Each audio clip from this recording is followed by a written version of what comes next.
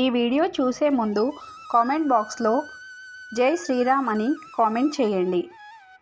వైశాఖ మాసంలోని శుక్లపక్షం రోజున వచ్చే పౌర్ణిమని వైశాఖ పౌర్ణిమ అని అంటారు. రోజూ చేసే పూజలు ఒకెత్తైతే వైశాఖ మాసంలో వచ్చే పౌర్ణిమ రోజున చేసే పూజలు మరో ఎత్తు. ఈ సంవత్సరం వైశాఖ పౌర్ణిమ ఎప్పుడు వచ్చింది, పౌర్ణిమ రోజున ఎలా పూజ చేస్తే మంచిది, ఏ పరిహారాలు పాటించాలనే విషయాలను గురించి ఈ వీడియోలో తెలుసుకుందాం. హిందూ క్యాలెండర్ ప్రకారము మే 23వ తేదీన వైశాఖ పౌర్ణమి వచ్చింది. ఈ సమయంలో పూజ చేస్తే చాలా శక్తివంతంగా ఉంటుందని పండితులు చెబుతున్నారు. ఈ రోజున శ్రీ మహావిష్ణువును, లక్ష్మీదేవిని పూజిస్తే సాంప్రదాయంగా ఉంది.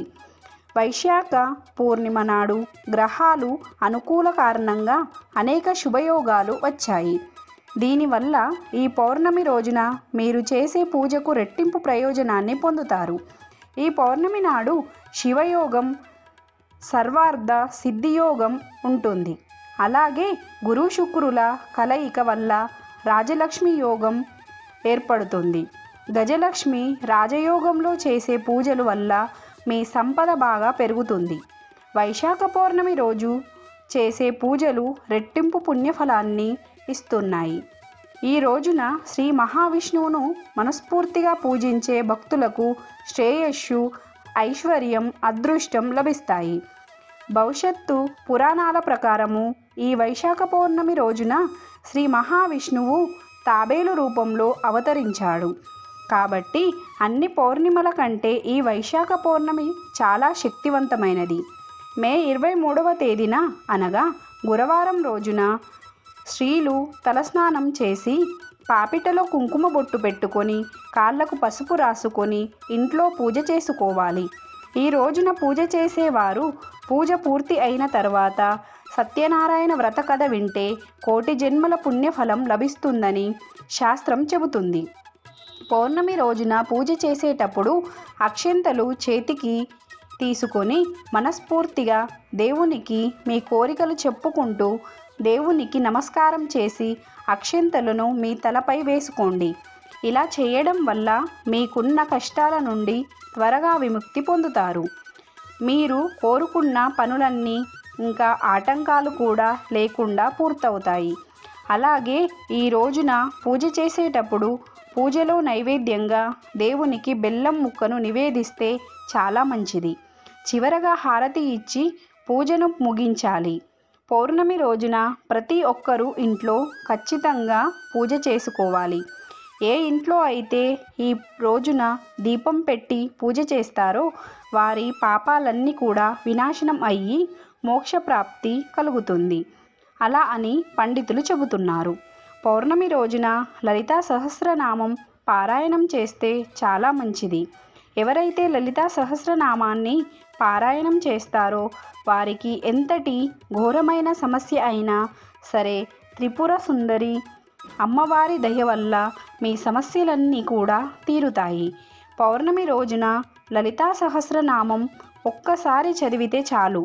దీనివల్ల మీ దేహం చుట్టూ శ్రీచక్ర ఆకారం ఏర్పడుతుంది. సంపద దేవతకు అయినా అంటే సంపద దేవత అయిన శ్రీ మహాలక్ష్మికి కొబ్బరికాయ అంటే చాలా ఇష్టం. కాబట్టి ఈ వైశాఖ పౌర్ణమి రోజున సాయంత్రం సమయంలో మీ ఇంటికి ఒక కొబ్బరికాయను తెచ్చి కొబ్బరికాయను మీ పూజ గదిలో ఉంచి దేవునికి నమస్కారం చేసుకొని ఆ కొబ్బరికాయను మీరు డబ్బు ఉంచే ప్రదేశంలో ఉంచండి. ఇలా చేస్తే లక్ష్మీదేవి అనుగ్రహం వల్ల మీ ఇంటి సంపద పెరుగుతుంది. చాలామంది వారానికి ఒకసారి మాత్రమే పూజ చేస్తారు. అలాంటి వారు వైశాఖ పౌర్ణమి రోజున సాయంత్రం సమయంలో ఆవు నేతితో దీపం వెలిగిస్తే రోజు పూజ పుణ్య ఫలితం దక్కుతుంది. వైశాఖ పౌర్ణమి రోజున పచ్చిపాలతో అంటే పచ్చిపాలలో పంచదార బియ్యం కలిపి రాత్రి 7 గంటలకు చంద్రుడికి ఆర్ఘ్యం సమర్పించాలి. వైశాఖ పౌర్ణమి రోజున గంగానదిలో తాబేలు అవతారంలో విష్ణువు నివసిస్తాడని, కాబట్టి ఈ పౌర్ణమి రోజున గంగ నీటిలో తాకడం వల్ల ఎంతో పుణ్యం కలుగుతుందని పండితులు తెలియజేస్తున్నారు. వైశాఖ పౌర్ణమి రోజున సమస్త దేవతలు అందరూ నది స్నానం చేసి కూర్మావతారంలో విష్ణువును పూజిస్తారు. కాబట్టి మనం చేస్తున్న పాపాల నుంచి విముక్తి పొందాలి అంటే వైశాఖ పౌర్ణమి రోజు ఏదైనా నదిలో స్నానం చేస్తే పాపాలు అన్నీ వినాశనం అయ్యి మీకు స్వర్గలోక ప్రాప్తి కలుగుతుంది. పవిత్రమైన ఈ పౌర్ణమి రోజున ఉదయాన్నే నిద్రలేచి నది స్నానం చేయాలి. నదిలో స్నానం చేసే అవకాశం లేకపోతే గంగాజలాన్ని నీటిలో కలుపుకొని స్నానం చేయవచ్చు. గంగాజలం కూడా లేనివారు స్నానం చేసేటప్పుడు గంగా, గోదావరి వంటి పుణ్యనదుల పేర్లను తలుచుకుంటూ స్నానం చేసినా సరిపోతుంది. స్నానం చేసిన తర్వాత ఇంట్లో పసుపు నీళ్లు చల్లుకొని ఇలా చల్లుకోవడం వల్ల మీ ఇంట్లో ఉన్న చెడు శక్తులన్నీ తొలగిపోతాయి, దైవశక్తులు ప్రవేశిస్తాయని పురాణాల ప్రకారము చెబుతున్నారు. పౌర్ణమి రోజున రావి చెట్టులో లక్ష్మీదేవి కొలువై ఉంటుంది. కాబట్టి ఈ పౌర్ణమి రోజున సూర్యోదయం తర్వాత రావి చెట్టుకు నీరు సమర్పించి 7 సార్లు ప్రదక్షిణలు చేయాలి. ఇలా చేస్తే మీ ఆర్థిక సమస్యలు అన్నీ కూడా తొలగిపోతాయి. అలాగే రావి చెట్టు మొదట్లో పాలు పోసి దీపం వెలిగిస్తే మీకున్న అప్పుల బాధల నుండి నెలలోపు తీరిపోతాయని చెబుతున్నారు. మీ ఆర్థిక సమస్యలు వెంటనే తొలగిపోవాలి అంటే ఈ పౌర్ణమి రోజున ఇంట్లో పూజ చేసి కనకధార స్తోత్రం పఠించాలి.